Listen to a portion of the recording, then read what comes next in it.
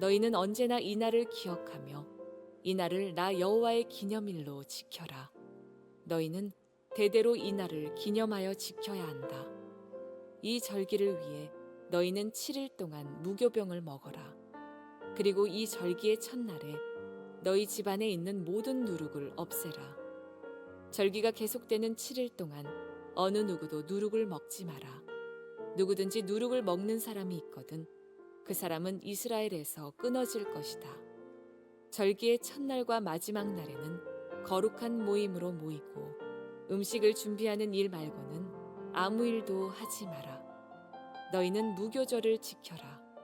바로 이날에 내가 너희 무리들을 이집트 땅에서 인도해 내었으므로 너희 모든 자손은 이날을 기념하여라. 이것은 지금부터 영원토록 지켜야 할 율법이다.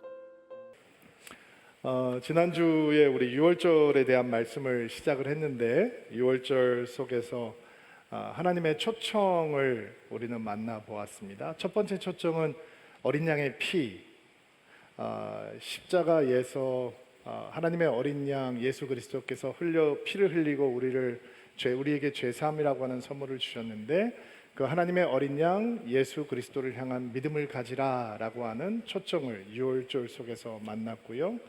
또 유월절 식사를 할 때 구운 어린 양과 쓴나물과 무교병을 그냥 앉아서 편안하게 먹는 게 아니라 옷을 다 입고 신발 신고 지팡이까지 들고 급하게 떠날 것처럼 먹으라라고 하는 말씀 속에서 주저하지 말고 이집트 땅을 떠나고 하나님 말씀에 반응하라, 순종하라, 행동하라라고 하는 초청을 만나보았습니다. 세 번째로 유월절을 한 해의 시작으로 삼으라라고 하는 하나님의 말씀 속에서 우리 인생의 출발점은 하나님과의 인격적인 만남이어야 된다라고 하는 초청을 만나보았습니다. 오늘은 유월절 속에 담겨져 있는 하나님의 마음에 대해서 좀 이야기를 나눌 텐데요. 누룩을 넣지 않은 무교병을 먹으라라고 하는 말씀 속에 담겨져 있는 하나님의 마음은 어떤 것인지 생각을 해볼 거고요. 또 유월절을 영원한 규례로 삼아서 지키라라고 말씀을 하셨는데 그 유월절을 영원한 규례로 삼아서 지키라라고 하는 말씀 가운데 담겨져 있는 하나님의 마음은 어떤 것인지 볼 겁니다. 세 번째는 두 번째와 굉장히 긴밀하게 연관이 있는데 유월절 절기의 첫날과 마지막 날 거룩한 모임, 성회로 모이라라고 하나님께서 말씀을 해주셨는데 그렇게 거룩한 성회로 모이라라고 하는 하나님의 마음은 어떤 것인지 묵상하면서 오늘 좀 은혜를 나눠 보려고 합니다. 15절 말씀 우리 같이 한번 읽어볼게요. 한 목소리 읽겠습니다. 시작. 이 절기를 위해 너희는 7일 동안 무교병을 먹어라. 그리고 이 절기의 첫날에 너희 집안에 있는 모든 누룩을 없애라. 절기가 계속되는 7일 동안 어느 누구도 누룩을 먹지 마라. 누구든지 누룩을 먹는 사람이 있거든 그 사람은 이스라엘에서 끊어질 것이다. 자, 유월절을 시작하면서 7일 동안 누룩을 넣지 않은 무교병을 먹는 절기, 무교절을 지키라라고 말씀을 하셨어요. 하나님께서는 이 기간 동안에 누룩을 먹는 사람은 이스라엘에서 끊어질 것이다 라고 할 만큼 하나님께는 이 무교절을 지키는 게 너무너무 중요한 사실이었죠. 무교병을 먹는 절기를 지키게 하시는 하나님의 마음은 어떤 것인가?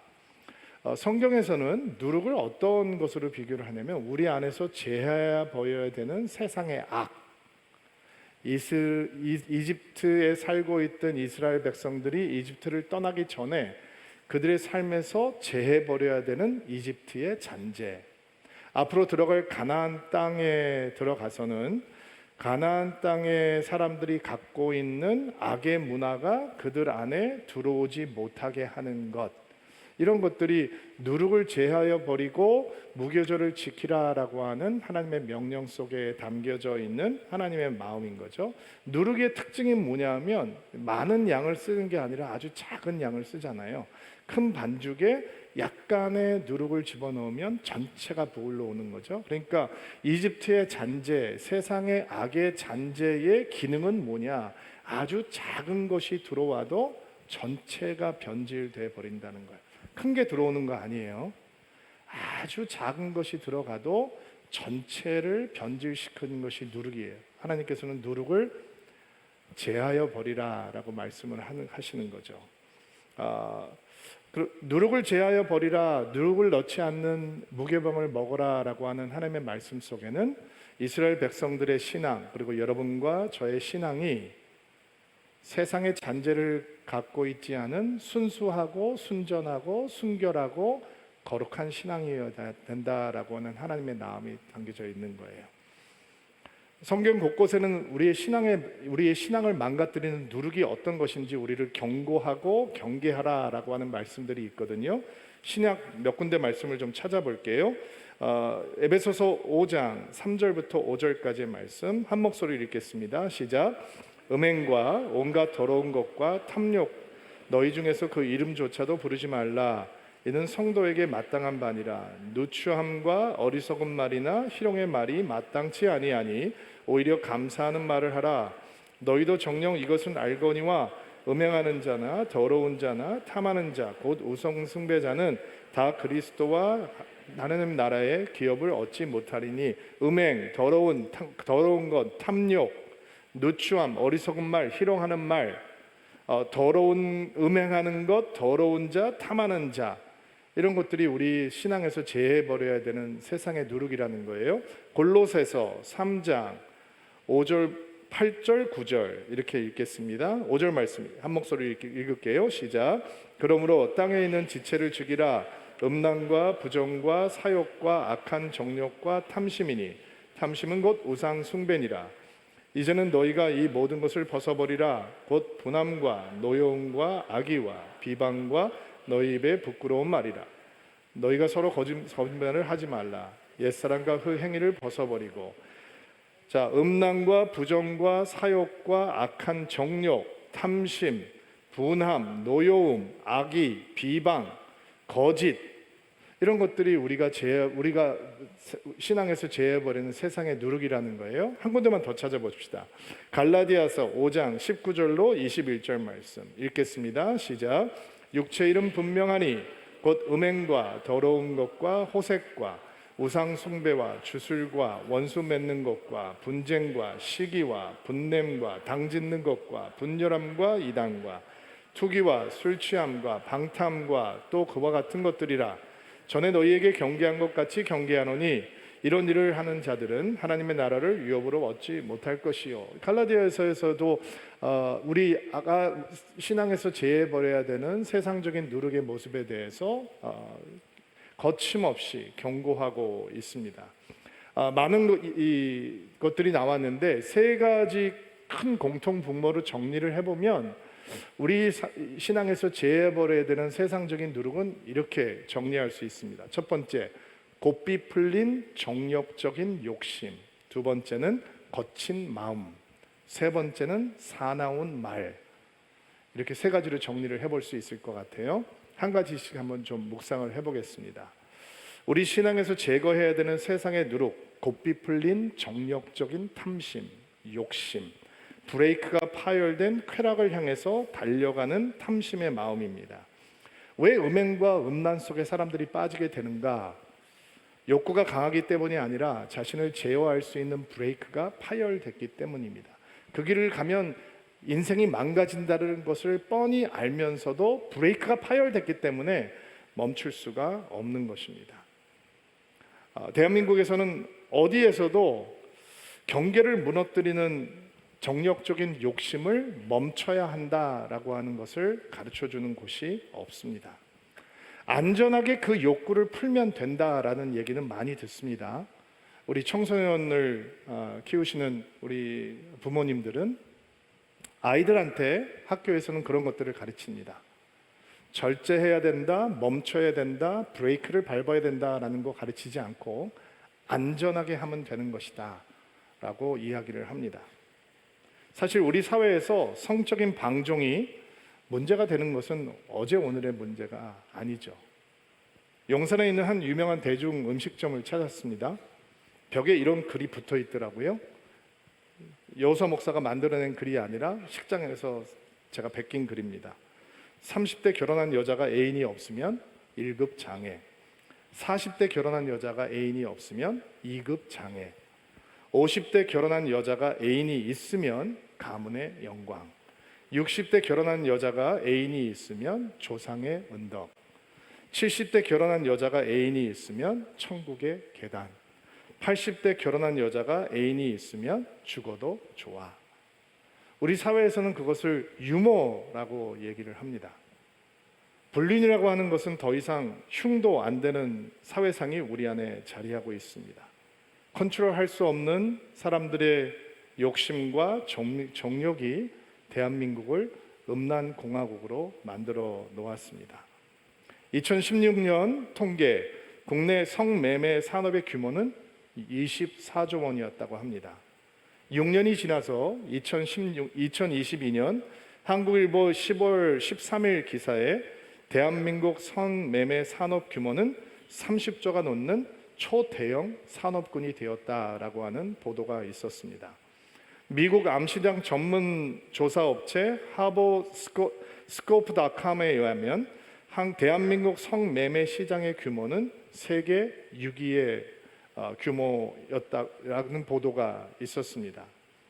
재팬타임스하고 미국 뉴스위크의 보도에 따르면 대한민국에서 1인당 포르노 산업 지출 규모는 527달러였습니다. 전 세계 1위의 규모입니다. 2위가 일본이었는데 157달러였다고 합니다. 2015년 인구당 성매매 여성 비율 세계 2위는 대한민국이었습니다. 가임 여성 인구군에서 성매매업에 종사하고 있는 여인의 숫자가 적게 잡으면 33만, 많이 잡으면 80만이라고 하는 보도가 있었고, 이는 가임 여성 가운데 6명 중에 1명 혹은 9명 중에 1명이 성매매업에 종사하고 있다라고 하는 결과입니다. 대한민국 남성의 57.6%는 한 번 이상 성매매를 경험해 보았다라고 하는 충격적인 보도도 있었고요. 20만 명의 청소년이 사이버 섹스에 중독되어 있다라고 하는 보도도 있었습니다. 지금이라도 제가 컴퓨터를 켜고 컴퓨터 스크린을 이 화면에 연결을 해서 우리 아이들이 언제든지 접속할 수 있는 랜덤 채팅방에 들어가서 미성년자 나이를 입력하고 기다리고 있으면 그 아이들의 오빠, 삼촌, 아빠 나이가 되는 사람들이 성매매를 제시하며 다가오는 것을 아마 10분 안에 여러분 안에 보게 해드릴 수 있을 거라고 확신합니다. 한겨레 신문 2012년 1월 10일 대한민국 성매매 보고서 4번째 기획기사 청소년의 성매매 내 몸은 밥값을 버는 도구였을 뿐이라고 하는 기획기사에서 이런 내용이 실렸습니다. 아이가 채팅방을 열자 누군가 말을 걸어온다. 160, 45kg, 빠른 93. 2012년이니까 빠른 94이면 여전히 미성년자입니다. All night X, 이동 X, 차 X, 키와 몸무게, 나이 등과 함께 성매매 조건이 제시됐다. 아직 해가 지기 전이다. 사는 사람이 24시간 있으니까 파는 사람도 생기는 것 같은데 밤을 함께 보내는 것은 안 되고 원래 약속한 곳에서 다른 지역으로 이동할 수 없으며 차를 이용할 수 없다는 조건 만남의 문구다. 순식간이다. 놀라는 기자에게 경악하셨군요 라고 아이는 웃는다. 사람들이 이렇게 뜨는 것을 보고 청소년들이 자발적으로 한다고 생각하지만 이건 자발적인 것이 아니라 미리 어른 성구매자들이 요구하는 조건에 맞게 만들어놨다가 복사해서 띄우는 거예요. 집을 나온 아이들 처지에서는 그걸로 먹고 살아야 하고 한 번에 되는 게 아니니까 피해야 할 것도 있고 죽어도 하기 싫은 것을 분명히 해야 되는 것도 있고 어른들은 괴물 같은 세상을 만들어 놓았습니다. 아무도 멈춰야 된다라고 말하지 않습니다. 이대로 가면 우리 사회는 더 병들 것이다 라고 아무도 타임아웃을 외치지 않습니다. 우리 아이들도 병들고 우리도 병들어 있는데 누구도 치유가 필요합니다 라고 도움을 요청하지 않습니다. 멈춰야 된다라고 얘기하는 곳이 어디에도 없습니다. 오직 하나님께서만, 성경의 말씀만이 세상의 누룩을 제해야 버려야 된다라고 말씀해 주십니다. 여러분, 고삐 풀린 욕심을 어떻게 정력으로 내달리고 육신의 소욕을 따라 사는 삶을 어떻게 멈출 수 있습니까? 결심만으로 안 되거든요. 내 의지만으로 할 수 없는 것입니다. 도덕심, 윤리심으로 절대로 되지 않습니다. 성경이 우리에게 고삐 풀린 욕심에 어떻게 재갈을 물릴 수 있는지 알려줍니다. 로마서 8장 13절 말씀 한번 읽어볼게요. 읽어주시겠어요? 시작. 죄의 본성을 따라 산다면 여러분은 죽을 것입니다. 그러나 성령의 도우심을 받아 몸의 악한 일을 죽인다면 여러분은 살 것입니다. 성령께서 내달리는 욕심과 탐심에 재갈을 물려주십니다. 그것을 잡아주시는 거예요. 성령을 의지하면, 성령을 따라 살면 욕심을 따라 살지 않을 수 있다는 거예요. 성령과 함께하는 삶, 성령을 통해서 하나님을 기뻐하는 삶. 쾌락은 거부하는 것으로 없어지는 것이 아니라 쾌락보다 더 큰 기쁨, 희락을 만날 때만 하찮게 보이는 겁니다. 성령을 통해서 하나님을 기뻐하고 하나님을 즐거워하고 하나님과 동행하고 하나님을 기뻐하는 희락을 만나게 되면 육신의 소욕과 정욕은 너무 하찮게 보이게 되는 거예요. 그러니까 성령께서 우리의 삶을 주장하시고 만져주실 때 우리는 고삐 풀린 욕심을 따라 살지 않고 성령을 따라 사는, 하나님의 기쁨과 희락을 누리면서 살아갈 수 있게 된다는 거예요. 자, 첫 번째 우리가 제어해야 되는 세상의 누룩은 고삐 풀린 욕심이었어요. 두 번째는 거친 마음이라고 말씀을 드렸습니다. 우리의 마음이 생각과 감정을 담고 있잖아요. 그리고 세상을 살아가다 보면 이 거친 마음들이 올라온다, 거친 생각들이 올라온다고요. 거친 감정이 올라온다. 운전할 때 올라오잖아요. 그렇죠? 사랑해서 결혼했는데 살아가다 보면 부부간에 거친 마음이 누구를 쳐다봐야 되나 지금. 거친 마음이 올라와요, 안 와요? 올라오잖아요. 내가 목숨처럼 사랑하는 아이들인데 그 아이들을 양육하다 보면 내 안에 거친 생각과 거친 마음이 생길 때가 있어요, 없어요? 있죠. 뉴스 보고 여의도에서 국회의원들 행동하는 거 보면 거친 마음 올라와요, 안 올라와요? 막 너무 올라오죠. 견딜 수가 없잖아요. 얼마 전에 누가 영상을 하나 보내줘서 봤는데 국회에서 어떤 사람이 연설을 하는데 앉아있는 국회의원들이 연설을 듣지 않고 뭐 시끄럽게 떠드는 거예요. 아니, 그런 기본적인 예의도 갖추지 않은 사람이 우리 세금으로 월급 받고 있다는 게 너무너무 화가 나는 거예요. 또 마음이 거칠어지네. 거칠은 마음이 올라오죠. 어떻게 안 올라오겠어요. 그런데 성경은 우리 안에 때때로 이렇게 올라오는 그 거친 마음과 생각과 감정이 우리가 제해버려야 되는 세상의 누룩이다라고 얘기하고, 왜냐하면 그게 있으면 열매가 맺혀요. 거친 생각이 잡히지 않으면 남을 헐떡 미워하고 분열하고 이런 거친 열매들이 맺히기 때문에 우리한테 제해버리라라고 말씀을 하고 있는 것이죠. 어떻게 제하면 될까? 내 안에 있는 이 거친 생각과 마음과 감정을 어떻게 제해버리는 건가? 여러분, 성경에는 이름이 중요한 거 아시죠? 그래서 하나님께서는 은혜를 주시고 사람을 만나 주신 다음에 이름을 바꿔주시잖아요. 아브라함, 열방의 아버지. 이삭, 웃음. 야곱이 이스라엘로 바뀌잖아요. 야곱은 속이는 자. 근데 야곱이 하나님을 만나요. 그러니까 이스라엘로 바뀌어요. 하나님이 다스리는 자, 통치하는 자. 이름이 중요해요. 누가 이름을 이 고통, 슬픔 이런 걸로 짓겠어요? 그런데 성경에 고통이라고 하는 이름이 있어요. 슬픔을 겪다, 고통스럽다라고 하는 이름이 있어요. 그 이름이 뭐냐면 야베스예요. 얼마나 야베스가 힘들게 태어나고 어려운 삶을 살기 시작했는지 엄마가 너는 고통이구나, 너는 슬픔이다 라고 이름을 줬어요. 그러면 그의 인생이 어떻게 변할까요? 상처투성이 인생이 되겠죠. 거친 마음과 거친 생각과 거친 삶으로. 주변에 그런 사람들이 있잖아요. 너무 힘들고 어려운 삶을 살아서 다가가기 힘들고 고슴도치 같은 사람 있잖아요. 그 옆에 오는 사람 다 찔러버리는 그런 인생들이 있거든요. 근데 야베스는 그렇게 변하지 않았어요. 오히려 하나님의 은총과 축복 가운데 거하는 인생이 됐어요. 어떻게 그게 가능할까? 역대상 4장 10절 말씀 한 목소리 읽겠습니다. 시작. 야베스가 이스라엘의 하나님께 기도드렸습니다. 나에게 복을 주십시오. 나에게 땅을 더 많이 주십시오. 나와 함께 계셔 주시고 나무도 나를 해치지 못하게 해주십시오. 하나님께서는 야베스의 기도를 들어주셨습니다. 야베스가 고통스러운 인생을 시작했습니다. 야베스가 슬픈 인생으로 출발했어요. 근데 성경은 야베스가 이스라엘의 하나님께 기도했습니다 라고 이야기를 하고, 하나님께서는 야베스의 기도를 들어주셨습니다 라고 얘기를 합니다. 너무 짧은 거예요. 집어넣으세요. 여러분 영혼 가운데, 여러분 마음 가운데 이 말씀 심으세요. 여러분 거친 생각, 거친 마음, 거친 감정, 고통과 슬픔이 안 들어오는 사람이 어디 있어요? 근데 이스라엘의 하나님께 기도했더니 그 하나님께서 기도를 들으셨대요. 그리고 하나님의 축복 가운데 거하는 인생이 되게 했다는 거예요.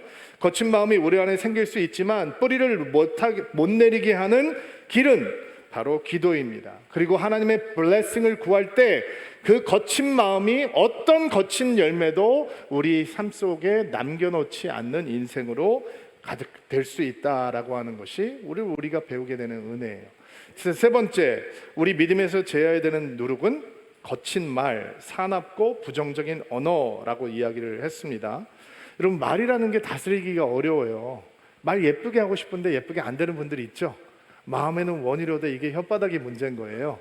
그래서 성경은 혀는 불이다 이렇게 얘기를 해요.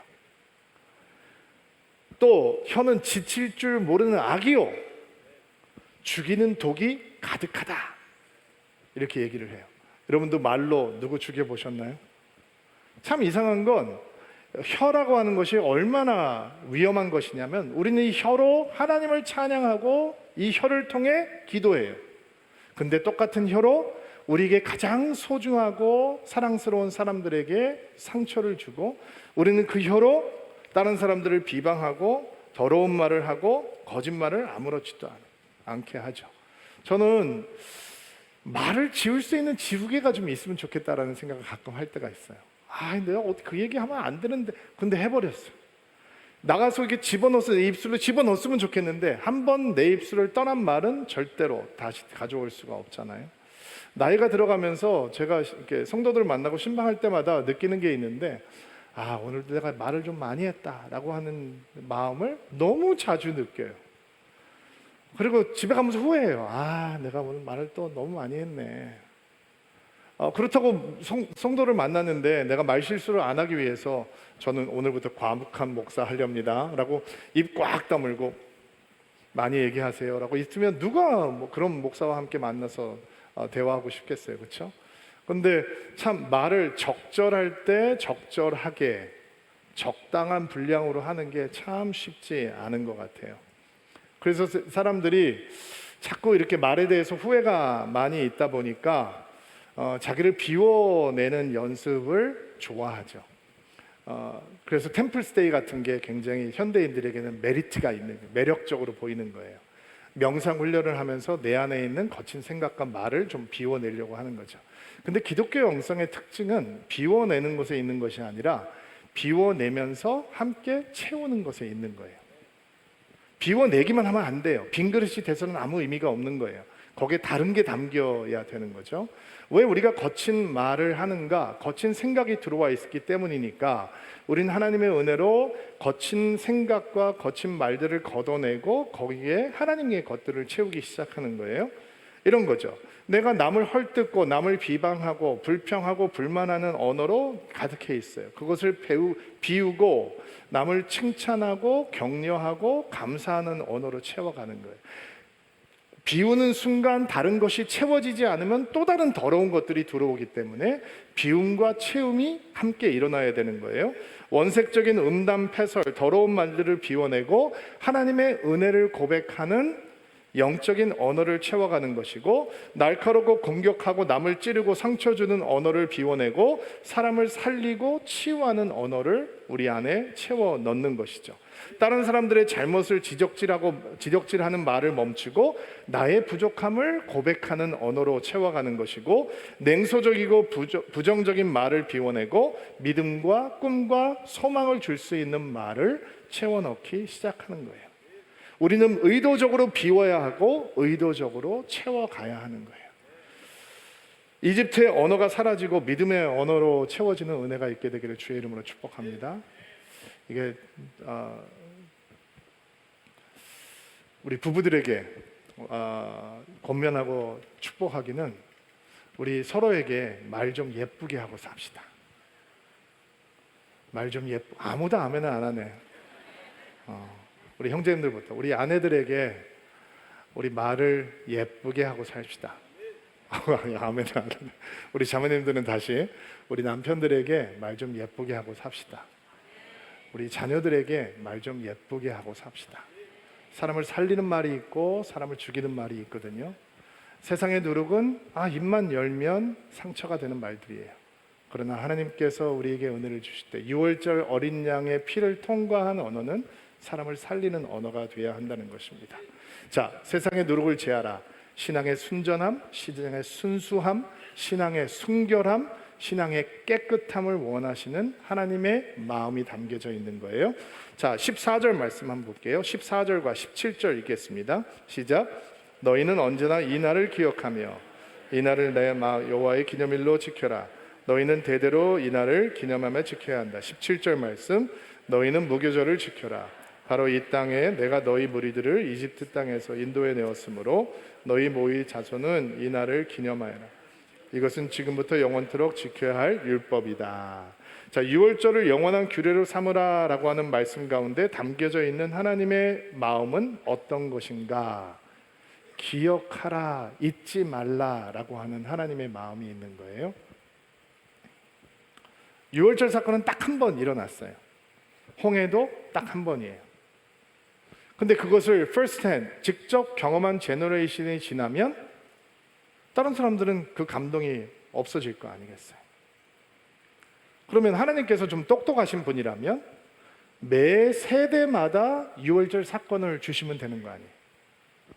매 새로운 제너레이션이 생길 때마다 죽음의 영을 그 땅으로 보내시고 어린 양의 피를 발라서 그들만이 구원을 받을 수 있는 사건을 경험하게 해주시면 강렬한 신앙을 주실 수 있잖아요. 근데 하나님께서는 그렇게 하지 않으셨어요. 새해 첫 해가 되면 유월절을 지키고 무교절을 지키면서 하나님께서 이스라엘 백성들에게 어떤 은혜를 베푸셨는지 기억하라라고 대신 말씀하셨어요. 이게 세월이 흘러갈수록, 시대가 흘러갈수록 사람들이 더 무덤덤해지고 기억이 희미해질 것을 뻔히 아심에도 불구하고 하나님께서는 주저하지 않고 매해 새해를 시작할 때 유월절과 무교절을 지키면서 내가 너희에게 어떤 하나님인지 기억하고 너희가 나에게 어떤 백성인지 기억하라. 유월절을 지키면서 담겨져 있는 하나님의 마음은, 그것이 규례로 삼으신 하나님의 마음은 나를 잊지 말라라고 하는 하나님의 마음이에요. 나를 잊지 말라. 내가 너에게 어떤 이 은혜를 베풀었는지 잊지 말라. 내가 너희들을 향해서 가지고 있는 헌신과 열정과 사랑과 충성에 대해서 잊지 말라라고 하는 하나님의 마음인 거예요. 우리가 건망증 환자예요. 너무 잘 잊어버려요. 제가 결혼 예배를 인도할 때마다 신랑 신부의 서약을 이렇게 듣게 되는데, 어떤 신랑 신부는요, 나는 나한테 하는 얘기도 아닌데 내가 들으면서 엄청나게 감동받을 때가 있어요. 막 눈물이, 나한테 사랑한다고 얘기하지 않는데 내가 막 눈물이 핑 돌아요. 그러니 본인 당사자들은 얼마나 마음이 감동이 되겠어요. 근데 잊어버려요, 안 잊어버려요? 잊어버려요, 안 잊어버려요?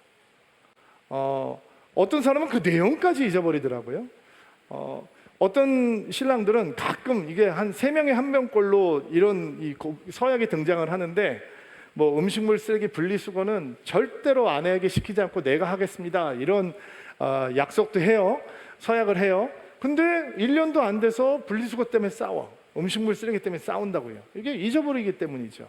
영적인 은혜도 마찬가지예요.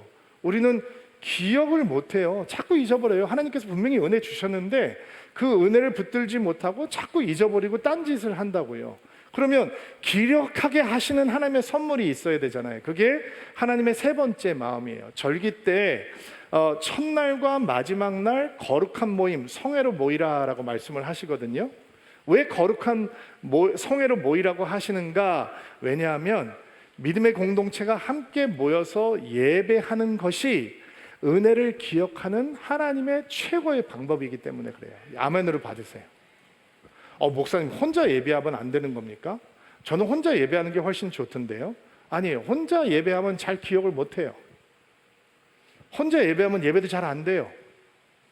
그러나 함께 예배하면 하나님의 은혜를 기억하는 지름길, 고속도로가 열리게 되는 거예요. 저는 이스라엘을 성지순례로 처음 방문하지 않고 출장으로 처음 갔었어요.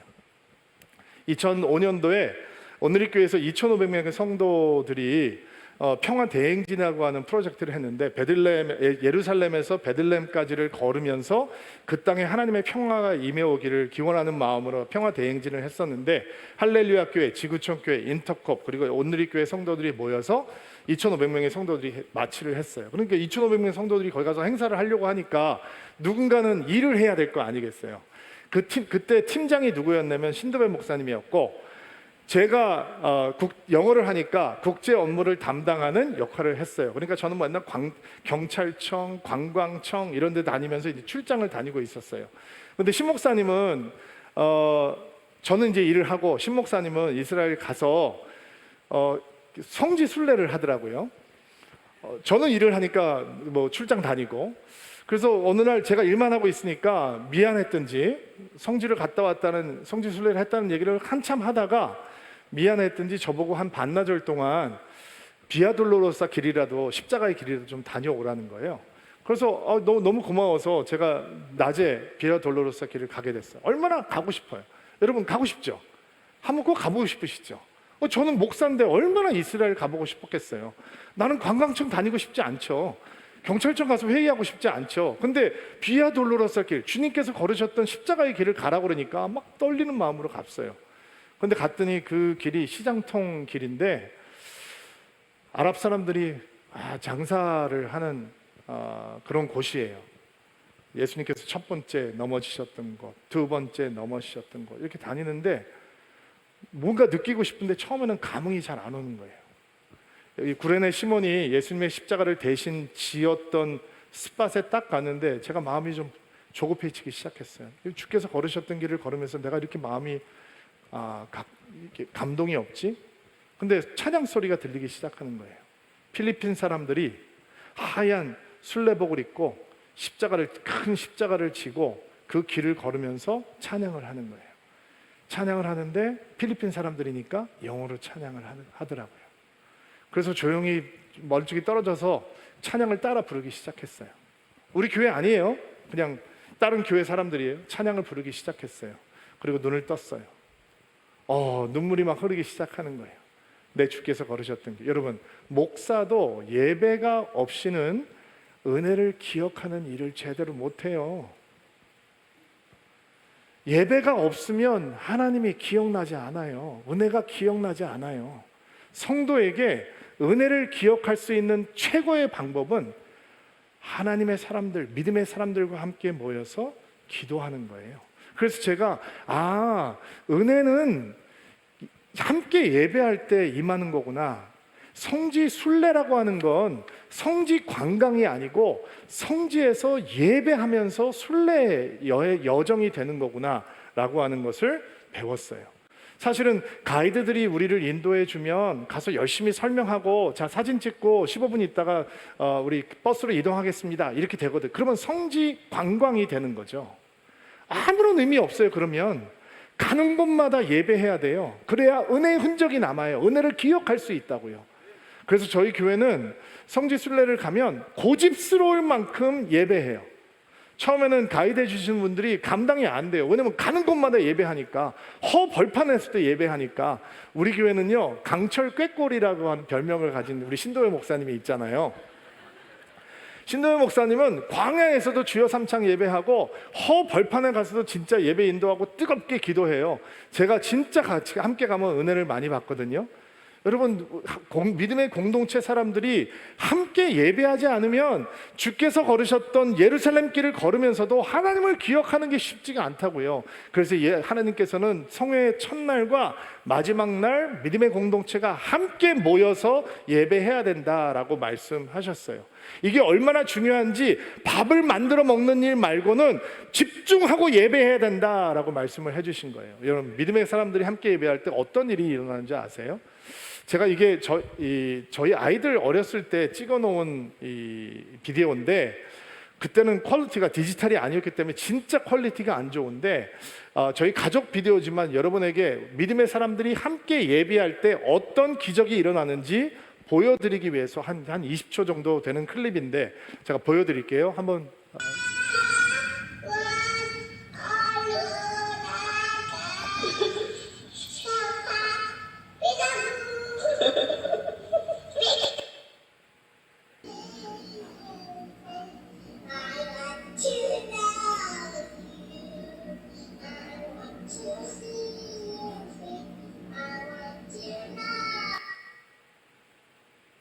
여러분, 제가 저희 아이들 2살, 5살 때인데 저희 아이들한테 너 지금 비디오 찍을 테니까 손 들고 Show your power 노래해 라고 한다고 할까요? 제가 저 비디오를 저는 잊고 있었는데 아이들이 찾아낸 다음에 저희 큰애한테 이렇게 물어봤어요. 멋쩍게 찬양을 하다가 I want to know you 뭐 할 때 표정이 확 바뀌거든요. 왜 그렇게 찬양을 했니? 물어보니까 금요일날마다 대학생들, 청년들 교회에서 모여서 집회를 했는데 가끔씩 아이들을 데리고 갈 때가 있었거든요. 그러면 교회에서 소수의 청년들이 모여서 집회를 하는데 찬양을 할 때 어떤 대학생들은 무릎을 꿇고 막 이러면서 찬양을 하는 모습이 4살, 5살짜리 아이들에게 보인 거예요. 그리고 찬양을 하면 이렇게 해야 되는 거구나 라고 배우는 거죠. 여러분, 혼자는 예배 못 배워요. 예배 못 배운다고요. 우리는 하나님을 알려고 하지도 않고 알기를 원하지도 않는 죄의 본성이 우리 안에 남아있기 때문에 혼자서는 절대로 저런 예배를 배우지 못해요. 믿음의 사람들이, 믿음의 공동체가 함께 예배할 때 예배를 모르는 사람들이, 예배를 배워야 하는 사람들이, 예배로 들어가야 되는 사람들이 다른 사람들의 예배를 보면서 예배를 배우는 거예요. 우리는 하나님을 기억하고 싶어요. 근데 예배를 드리지 않으면 하나님의 생각이 나지 않는다고요. 그러나 믿음의 사람들이 함께 예배할 때 하나님의 기억이 강렬하게 우리 안에 살아나는 거예요. 죽어있는 하나님이 아니라 살아있는 하나님이 우리 안에 역동하시고 운행하시는 거예요. 때로는 우리가 하나님을 향해서 마음을 열지 못할 때 우리의 마음이 무덤덤하고 매너리즘에 빠져 있고 우리의 마음이 차갑게 식어 있을 때 저런 순수한 예배를 바라보면서 내가 그런 예배를 배우기를 원합니다 라고 하는 마음을 배우게 되는 거예요. 저는 금요 철야 예배를 드릴 때마다 감사한 게 우리 청소년들이 하나님 앞에서 뛰고 예배하는 것이 감사하고, 그거보다 더 어린 꼬맹이들도 있어요. 초등학생들이 나와서 통성 기도를 하면 앞에 무릎을 꿇고 나와서 기도해요. 너무 감사해요. 그네들이 스스로 터득했을까? 아니죠. 누군가의 기도를 본 것이고 누군가의 예배를 본 것이고 나도 저렇게 하나님 만나고 싶다라고 마음이 든 것이고, 부모가 강요한다고 그게 되겠어요? 그게 아니죠. 믿음의 사람들이, 유월절 어린 양을 통과한 믿음의 사람들이 하나님을 예배하고 하나님을 사랑하고 하나님을 찬양할 때 그것이 다른 사람들에게 저렇게 하나님을 만나는 거구나 라고 동기부여가 되는 것이죠. 여러분, 우리는 예배가 무너지면 하나님이 얼마나 멀어질 수 있는지 코로나 시대 때 경험을 했습니다. 하나님이 살아있는 것 뻔히 알지만 우리의 예배가 무너지는 순간 하나님이 죽은 것처럼 변한다라고 하는 것 경험해 보았습니다. 그래서 하나님께서는 기억해야 되는 은혜 붙들기 위해서 믿음의 공동체가 함께 모여서 예배하라 라고 가르쳐주고 계시는 것입니다. 여러분이 드리는 예배 안에 하나님이 죽은 하나님이 아니라 살아있는 하나님 되기를 주의 이름으로 축복합니다. 우리 성찬 받기 전에 한 가지 말씀만 좀 나누고 성찬 자리로 나아가겠습니다. 여러분, 출애굽 사건을 보면 오밤중에 이스라엘 백성들이 짐을 들고 떠나거든요. 그런데 이런 생각 혹시 해보셨나요? 아픈 사람들은 어떻게 데리고 갔을까? 다친 사람들은 어떻게 했을까? 그 사람들이 강제 노역을 했던 노예들인데 분명히 뼈 부러지고 다친 사람들도 있었을 것이고, 몸이 아픈 사람들이, 병이 걸린 사람도 있을, 노약자들도 있었을 것이고, 그런 사람들은 다 짊어지고 갔나? 어떻게 갔을까? 라는 생각 혹시 한 번이라도 해보신 적 있나요? 저는 해봤어요. 다리가 부러진 사람들은, 팔이 부러진 사람들은 버리고 갔을까? 사고가 나서 걷지 못하는 사람들도 있었을 수 있고, 그런 사람들은 그러면 안 데리고 갔나? 근데 시편에 놀라운 하나님의 말씀이 한 곳 있는데, 시편 105편 37절 말씀 한번 읽어볼게요. 시작. 그들은 인도하여 은금을 가지고 나오게 하시니 그의 지파 중에 비틀거리는 자가 하나도 없었도다. 비틀거리는 자가 하나도 없었대요. 이게 어떻게 가능해요? 그 많은 사람들 중에 어떻게 다친 사람이 없고, 다리 부러진 사람이 없고, 어떻게 거동하기가 불편한 사람이 하나도 없을 수가 있을까요? 지금 여기에도 아픈 사람이 한 명도 없다라는 게 불가능한데, 그렇게 많은 노예들 가운데 어떻게 비틀거리는 자가 한 명이 없을 수 있어요? 있을 수 있죠. 왜냐하면 하나님께서 그들을 고치셨어요. 치유하셨어요. 이게 유월절을 통과한 이스라엘 백성들에게 임했던 하나님의 은총이에요. 갑자기 방에 누워있던 병자가 벌떡 일어나서 나오는 거예요. 떠난다고? 그럼 나도 같이 가야지. 하나님의 놀라운 치유의 은혜가 유월절에 모든 이스라엘 백성들에게 임했습니다. 여러분, 오늘 우리 성찬의 자리로 나아가죠. 이 하나님의 회복과 치유의 은혜가 우리 서울 드림교회 성도들 가운데 임하는 놀라운 기적의 주일 되기를 바랍니다. 마음이 아픈 사람들, 성찬 받을 때 치유되는 은혜가 있게 되기를 바랍니다. 몸에 질병이 있는 사람들, 우리가 사랑하는 사람이 병들어서 고통당하고 있다면 우리가 성찬을 받고 주의 은총을 구할 때 하나님의 놀라운 치유의 역사가 그들 가운데 온전히 일어나게 되는 은총이 있게 되기를 주의 이름으로 축복합니다. 같이 기도하겠습니다. 가슴에 손을 얹고 안수하시고요, 말씀을 붙들고 여러분을 축복하고 기도하겠습니다. 하나님, 오늘도 말씀 앞에 서게 하시니 감사합니다. 주님의 은혜를 기억하고 기념하는 하나님의 은총이 사랑하는 성도들 가운데 흘러가게 하옵소서. 세상의 누룩을 제하여 버리고 순수하고 순전한, 깨끗하고 순결한 신앙을 갖기 원하시는 하나님의 마음을 봅니다. 우리 안에 찾아오는 고삐 풀린 욕심, 거친 마음, 사나운 말, 이 세상의 누룩을 제하여 버릴 수 있는 은혜를 허락하여 주옵소서. 주님을 기쁘게 예배함으로 주님의 은혜를 잊지 않고 기억하는 하나님의 소망 가운데 거하게 하옵소서. 우리가 드리는 예배 속에 주님이 살아계시기를 간절히 원합니다. 우리의 예배가 살아있어서 살아있는 주님을 우리 예배 속에서 만나게 하시고, 예배할 때마다 우리에게 임했던 하나님의 은혜를 기억하는 축복을 허락하여 주옵소서. 하나님, 성찬 주일입니다. 예수님을 기억하고 예수님의 십자가를 기억하는 자리로 나아갈 때 유월절을 통과한 이스라엘 백성들에게 임했던 치유가, 회복이 드림인들에게 임하는 은총을 베풀어 주시옵소서. 예수님의 이름으로 기도하옵나이다.